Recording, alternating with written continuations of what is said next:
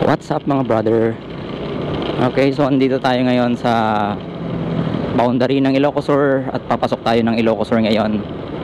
Okay, galing tayo ng La Union at ito ipapakita ko sa inyo yung napakagandang tulay. Isa sa napakagandang tulay papasok sa Ilocos Sur. Ang tawag sa tulay na ito ay Amburayan.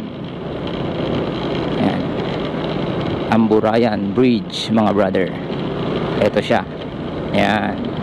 From there, maganda yung tanawin sa kabila at dito rin. Ayan.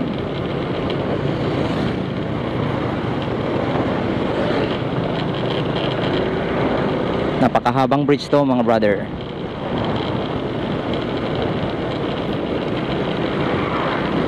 So, pagkatapos ng bridge na ito, makikita mo yung yung isa sa sikat na dinadayo ng mga traveler at mga vlogger na pinagpipicturan ay yung Ilocos Sur Arc. Yan. Yung arko ng Ilocos Sur mga brother.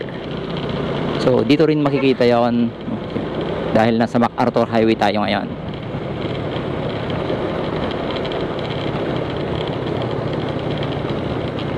Yun medyo traffic lang, maraming mga sasakyan na So ito naman ang battle cry ng Tagudin. Ang unang bayan is Tagudin. Sabi niya dito, in God we trust, Tagudinians. Yan. At ito na mga brother, bubungod na sa atin itong arko ng Ilocos Sur.